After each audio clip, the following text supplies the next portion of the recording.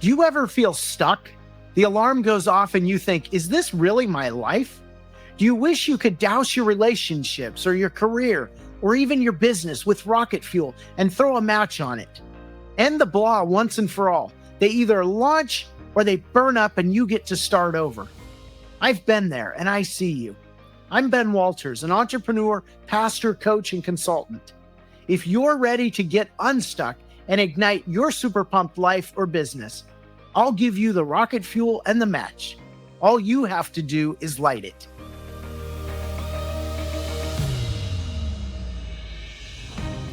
Are you the assistant manager of a store, restaurant, hotel, or an assistant coach, or an assistant principal, or a vice president, or an executive director, or a senior vice president, or COO, or CFO? If you have people below you reporting to you and people above you giving directives to you, this series is for you. This series is, the whole mission is to try and help you position yourself to stand out in your position of middle leadership in your organization so that people consider you a candidate when the top positions open up either at your organization or perhaps at other organizations. And so in episode 1, we kind of looked at these general headwinds of what makes your job perilous, but also some tailwinds of some trends that maybe give you some opportunities. And then in episode 2, we dove deep into the do's and don'ts of a relationship with your direct boss, things you should do, things you shouldn't do. Episode 3, we talked about how not to tank with your subordinates, how not to lose credibility with them and kind of lose the team. If you think about coaching, a lot of coaches, they get fired toward the middle or end of the season because the general manager or the owner say, yeah, we just felt like you lost the locker room. And that happens a lot. So today, though, I want to get into how do we boil all this down? What is the key thing? And I have struggled mightily to write this episode. I have had so many ideas, and I started and I thought, okay, there's 3 key ideas. And then I decided, no, it's 7 steps. And then that expanded and I went to 10. And then I have this amazing home library. It is incredible. But anyway, I start looking at the books in my home library and I start seeing David Goggins and Predictable Winners and Failure of Nerve and Malcolm Gladwell and Tipping Point and all of these books that I've read that have so much wisdom. 7 Habits of Highly Effective People, How to Win Friends and Influence People, The 1 Minute Manager, all those things are popping through my head. And so all of a sudden my sheet just keeps getting longer and longer. And at one point I looked at it and I thought, I've got about 7 hours of podcast here in this one episode. And I thought, Joe Rogan, you got nothing on me. I can double you just in this episode. But that would have been miserable for me, for you, for everybody, the production team.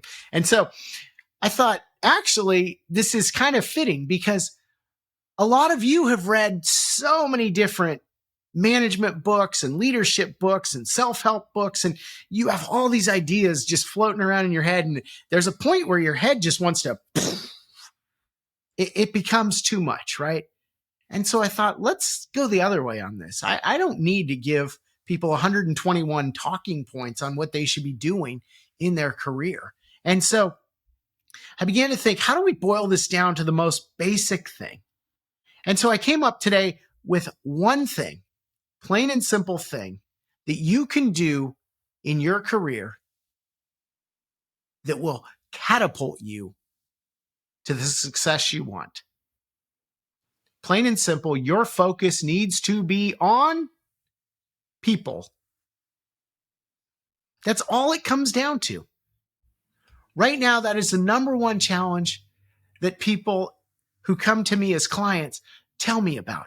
I can't find people. I can't, keep good people. I can't motivate my people. There's no one out there who wants to work. And it's a struggle, right? And we see that. We see that over and over. And so if we can figure out this people piece in your career and in our organizations, the sky is the limit. Think about just broadly, what is your position in middle management? You take a directive from a person at the top, right? And then you're tasked with trying to get all the people below you to enact that program, right? So you've got to motivate, again, people. And what is your team trying to do? Most likely your team of people is trying to motivate other people outside your organization, who we will call customers, to buy your good or service or engage with your product, right? That's essentially what it comes down to. So it is people at the top, people in the middle, people at the bottom, and people outside the organization, all in this kind of weird harmony of success. Former President Ronald Reagan, who was this just incredible optimist, whether you agreed with his policies or didn't agree with his policies, he was sunny, he smiled, and he famously once said, "The greatest leader is not necessarily the one who does the greatest things. The greatest leader is the one who gets the people to do the greatest things." And I thought that is so fitting for middle management. It is all about getting your people to do great things. So how do you do this? Well, first off, it requires a mindset shift. In your mind, here's what I want you to do. This is the exercise I want you to keep in mind. I want you to manage as though you are stuck with the current people you have on your team forever. There's no cutting them loose. There's no bringing in the reinforcements. There's no anything other than developing them, moving them around, moving them up, moving them down, moving them sideways, whatever you've got to do to get them moving. And here's why. Because when we think about all these amazing books that were written about all kinds of management and business and leadership, most of them, other than I think that I counted 2 or 3, all the rest of them were pre-pandemic. And before the pandemic, it wasn't utopia. Certainly it was hard to find people then. But it has become so much harder now. Think about the trends you have now. You have a low birth rate. You have a high retirement rate. You have AI coming in. You have technology.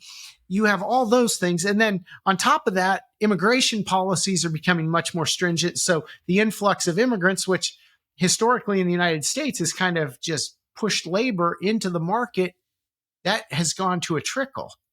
And so it is harder than ever to get people. So this idea that you're going to somehow cut people loose and get new people is probably a little bit of fantasy land, if you will. So your mindset needs to be, okay, I have these people. These are my people. How can I get the most out of them? And all of a sudden, managing becomes less of what I call bad management, which is set it and forget it, to actively, daily trying to get people to do what you need them to do. That is all part of this whole key thing. Now, I want you to think back if you played any kind of sport. And I want you to think about an assistant football coach. And a lot of you maybe didn't play football, but I did. Think about what the job of an assistant coach is, whether this is in the high school level, the college level, or the professional level. They are given a certain number of players that are in their unit, right? And they are told to stop the other team as they try to march down the field. And the coach has these players for a season, right? If it's a high school, those are the kids that live in the district who went out for the team, made the team, they're your team. If it's college, that's your roster that year. And even though we have transfer portal now, you're still stuck with that unit for that specific year. And in the pros, you can't just go to the GM and be like, yeah, these guys aren't very good. Bring me in 3 all-pro, D linemen. I mean, everybody would love to do that. That doesn't happen. So their job every day is to try and work with their players to get the most out of them, to improve their technique and their skills and their conditioning, all the things that go into what they do to do their job well or not well. And a good coach, even though the guys in his unit are all defensive linemen, right? A good defensive lineman coach is going to move those guys around.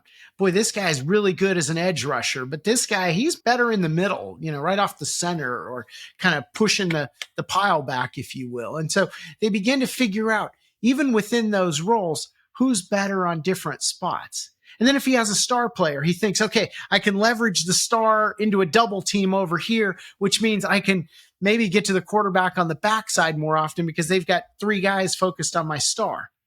Or you might have another team where you've got 10 defensive linemen, and they're all pretty much average. Like there's no one that really stands out, no one that's really terrible. Well, that coach may decide, you know what? We are going to rotate these guys in. Basically, all the guys are going to play half the game instead of, a small set playing the whole game and the rest sitting on the bench. But we are going to wear down our opponent because every time we send a new guy in, he's going to be fresh and he's going to get after it and he's going to be good. And by the time we roll around to the late third and early fourth quarter, man, we're going to be getting after it. We're going to be getting stops because we've schemed this up. And so this coach, think about how a coach, if you've played a sport, every day they come and their job is make you better. Compare that to a lot of our corporate teams where you have a manager or an assistant over a team, right? And you never see them. They're hiding in their office or they're on their phone or we talked about it in one of the episodes, sucking up to the boss and kind of doing that whole thing. And they're really not coaching you up, right? That is so common in business to have these squads of people, these teams of people that we're not coaching up and they're just kind of floating along in mediocrity. Well, I can tell you, if you want to move out of the middle in your organization, floating along in mediocrity with your teams isn't the way to do that. And so you have got to get better. You've got to coach up your people. You've got to get in the trenches with them like a football coach. Think about that. I'm not saying you got to scream at your people, but you got to fire them up and you got to try things. You got to say, okay, this person's good, not good, whatever. So you're doing all of that, right? In our world today, our post-pandemic world, you can't just pull new people in off the street very easily. Because if you decide, oh, that's my solution, I'm just going to fire people and pull in new people, you're probably going to have a lot of vacant chairs. If you have people right now that show up regularly with a decent attitude, I don't even need them to have a great attitude, just show up regularly with an okay attitude, you can coach them up to success. If you invest yourself in them, if you work with them, if you say, I see greatness in you. And the thing is, lots of other companies are willing to do that. So why aren't you? Think about it. You have existing employees that are underperforming, but you've already onboarded them. You already have them in the building. They're familiar with everything, right? You've already paid for the Indeed ad to get them, and you've paid for the background checks and the drug tests and all that kind of upfront cost, right? Get the most out of them. Start moving them around until you get them in a position that's right for them and right for you.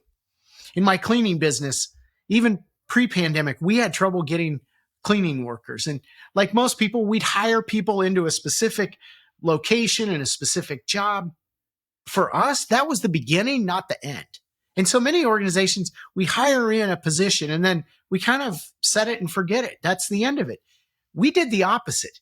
We'd put these people in that initial role, but then it was the job of our management team, our middle managers, to begin to see, okay, this person maybe isn't aligned quite right here. This location isn't quite right for them. And I want to give you a kind of a cool example. So we hired a woman to work at a FedEx airport facility, which is awesome in terms of just the amount of activity coming in. So you got planes coming in on one side, right? And then you've got the trucks coming in on the other side. So when a plane comes in, man, everybody is mobilized and they are attacking that plane, getting that cargo off, getting it on the conveyor belts, and then it's going over to the other side and they're loading it on the trucks. And then the opposite, when they have the schedule, when all the trucks kind of collect all the stuff and bring them in, and then the planes are flying off to the West Coast or to the East Coast or wherever they're going, it is a busy time. We were tasked with cleaning a lot of space really quickly. There were these really short windows of downtime in between a plane coming in and the trucks coming in or out, vice versa. And so we had to bulldog through that work, right, in really quick order. And so we hired this woman and she had a great attitude. She showed up on time. She was in uniform, smile on her face, and she did really high quality work. But the problem was she was not fast enough. And we kept working with her and the manager he would try to train and retrain her. And she just couldn't get that work rate down fast enough. So she'd still have big piles of mess or trash that wasn't collected. And then the next plane or the next trucks would come in and then she'd be further behind. And the customer was getting pretty irritated because they're like, look, we got to get this done. And she just wasn't cutting it. In another account, it was a law office, right? And if you've ever been in many law offices, everything's pretty buttoned up in a law office. So you've got your magazines on your, in your waiting room, and people can leaf through those, and they want those just so, and they don't want, smudges on the glass. So there's a high amount of detail work. And several of the partners had their own private restroom. And of course, those had to be like spit shined immaculate, right? And we had a guy in there, and he was fine, what I would call maybe more of a trash and dash guy. And almost every week he would get hammered on the fact that he didn't put the magazines back right, or he didn't get the partner's office quite right, or they had a lot of knickknacks and trinkets, little treasures, I guess they accumulated all over the world. And so he wouldn't dust those quite right or put them back just in the right order. And so here we had another unhappy customer, and we were like, okay, what are we going to do? The manager came to me and he said, I know what we're going to do. We're going to flip these two. We're going to take the guy who isn't quite cutting it on the details end out of the law office, and we're going to throw him in at the airport working on FedEx. And we're going to take this woman who does great work, but she's super slow, and we're going to put her in the law office where she can take her time and dust every, little thing. And sure enough, we took two employees who on their surface were failing in their jobs, who were possibly jeopardizing our account, our customers, flipped them, and both came with incredible results. Now, what do you think we do with that manager? We say, that's a manager who's actually managing. He's seeing his people, he's coaching them up, and he's even moving them around in the organization so that they have that idea of success. That's what you need to do. You need to stop worrying about, oh, they don't fit, let's fire them and move on. You need to train your people up. You need to get them working. And it's really cool when you do. It's so gratifying. I also saw this a lot in my restaurant business. People tend to think I'm a back of house person or a front of house. Now, front of house means you're out. You might be a server, a bartender, a host or hostess, maybe a floor manager, that type of thing. That's front of house. It's kind of customer engaging.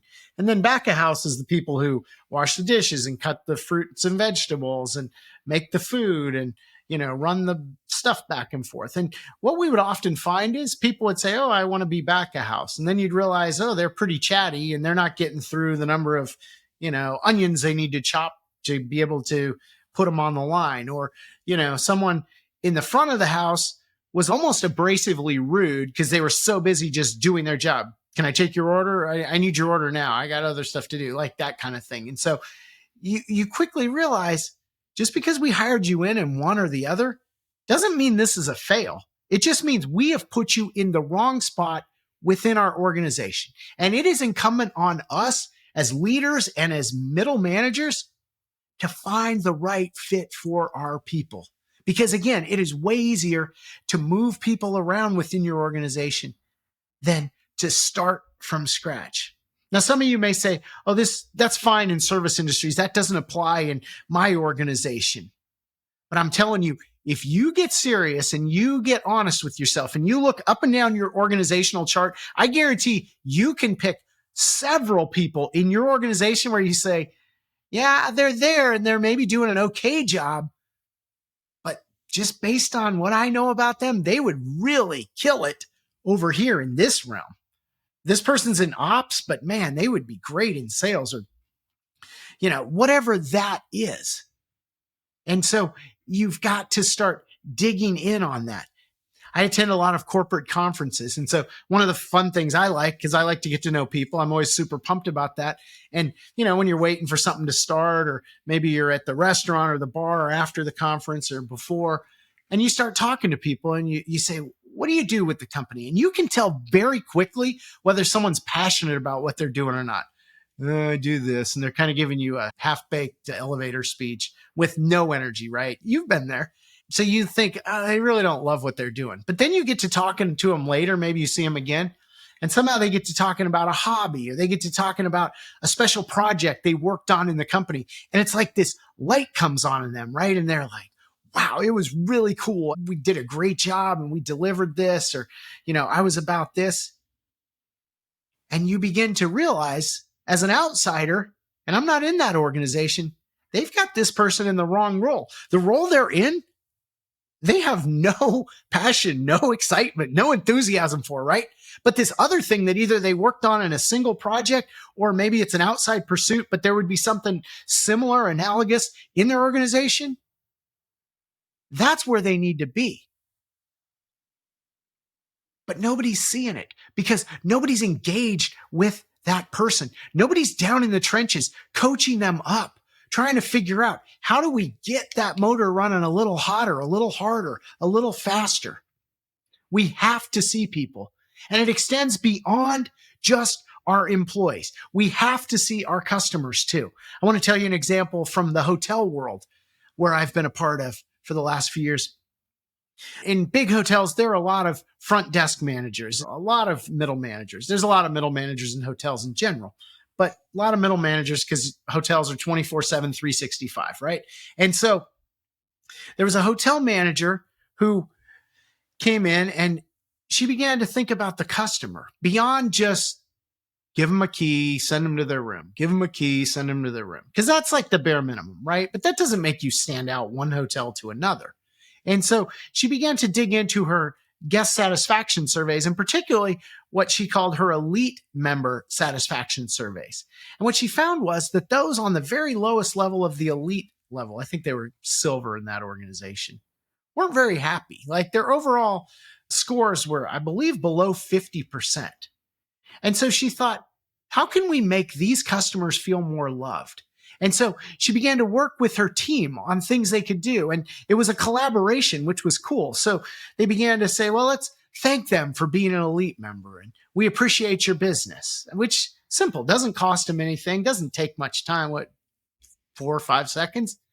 So she did that. And then she trained up her team. If it was, maybe a night where occupancy was only at 40 or 50% or, low, not capacity. Can we look for an upgrade? Let's find them a better room, either a bigger room or a suite, or maybe a room with a cool city view versus just looking out on the alley or the trash bins or that kind of thing. And do you know what happened when she saw those customers as people who were a little bit unhappy with their experience? Those scores began to skyrocket. And do you know what happened to that manager? Because she saw those customers, those people, and engaged with her people under her to deliver something better, she separated herself from all those other front desk managers.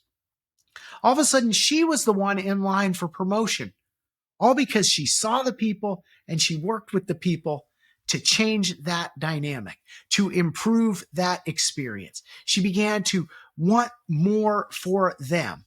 That is really awesome. And that's what I want to see out of all of you. I want you to start seeing people, the people under you, the people above you, and the people that are paying for your good and service. And I want you to make your singular focus, how can I make things better for all of those people? Because if you can do that, I guarantee you, you will put yourself on a pathway to success.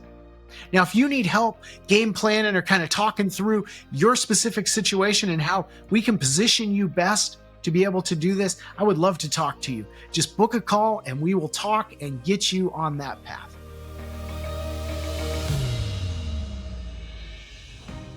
Thanks for joining me today on the SuperPumped podcast. If you enjoyed today's show as much as I did, I have 3 quick next steps for you. First, subscribe on Apple Podcasts, Spotify, or YouTube to make sure you don't miss future episodes. Next, leave me a review in your podcast app and tell your friends about the show so others can find and benefit from the SuperPumped community. And finally, to put the ideas from today's show into action, visit us at superpumped.com to view the show notes, book a complimentary consultation, or take our free business launch readiness assessment. Keep well, and I'll see you next time.